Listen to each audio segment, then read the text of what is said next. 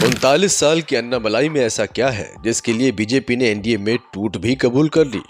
राहुल गांधी की तरह खामोशी से पैदल चल रहा सिंघम साउथ में बना रहा भाजपा का फ्यूचर। कौन है पूर्व आईपीएस अन्नामलाई जिसके लिए बीजेपी ने छोड़ा साउथ का साथी। उत्तर भारत में रहने वाले लोग शायद इस चेहरे को कम पहचानते होंगे। ये पूर्व आईपीएस अधिकारी और दक्षिण भारत में भाजपा के उभरते स्टार के अन्नामलाई हैं। इन्होंने कांग्रेस नेता राहुल गांधी की तरह बड़ी खामोशी से 10,000 किलोमीटर की पैदल यात्रा की। द्रविड़ पार्टियों के गढ़ में उनसे भाजपा को काफी उम्मीद है। यात्रा पॉलिटिक्स की बात होती तो सबसे ज्यादा ध्यान आज के समय में राहुल गांधी की ओर जाता है। इसमें भी ज्यादातर बातें नकारात्मक होती हैं। हालांकि गेम चेंजिंग यात्रा दिल्ली से काफी दूर दक्षिण में हुई है।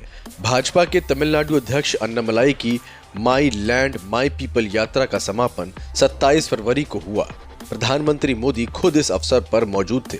तब उन्होंने कई बार अन्नामलाई की पीठ थपथपाई थी।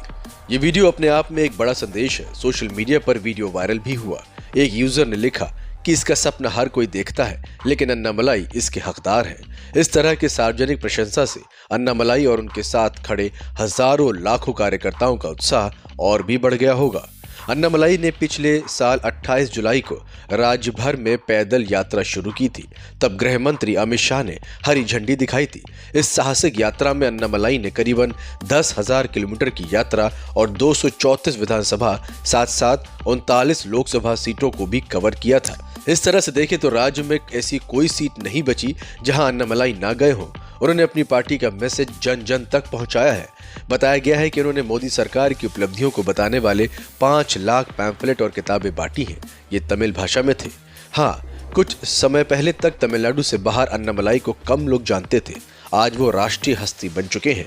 वह क्षेत्रीय क्षत्रपों जैसे असम के सीएम हेमंत बिस्व शर्मा और यूपी के सीएम योगी आदित्यनाथ की कतार में खड़े हैं, जबकि उन्होंने एक भी चुनाव नहीं जीता है।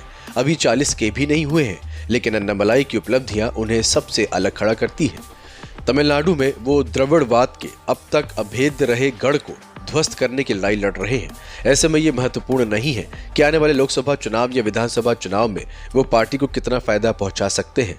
संभावना जताई जा रही है कि बीजेपी का वोट शेयर लोकसभा चुनाव में 18% तक बढ़ सकता है। अन्नामलाई पूर्व भारतीय पुलिस सेवा के अधिकारी हैं। उन्होंने 34 साल की उम्र में 2019 में इस्तीफा दिया था और फुल टाइम राजनीति में उतर गए। कम समय के कार्यकाल में ही उनकी छवि सिंघम जैसी बन गई थी। तमिल मूवी कैरेक्टर सिंघम काफी लोकप्रिय रहा है। आपको याद होगा, द्रविड़ राजनीति में सिनेमा एक महत्वपूर्ण रथ रहा है जिस पर बैठकर कई धुरंधर आए। अन्नादुरई, करुणानिधि, एमजीआर और जयललिता जैसे तमाम सिनेमा के कनेक्शन के साथ रहे हैं। द्रविड़ रेवोल्यूशन को काउंटर करने के लिए भी उसी हथियार का इस्तेमाल किया जा रहा है। इंजीनियरिंग डिग्री के साथ साथ अन्नामलाई ने IIM लखनऊ से भी पढ़ाई की है। कर्नाटक में तैनाती के दौरान उन्होंने बड़ी बहादुरी से रेत तस्करों, अवैध खनन और सांप्रदायिक हिंसा पर नकेल कसी। पुलिस अधिकारी के रूप में वे जनता के लिए हमेशा उपलब्ध रहते थे। Bureau report.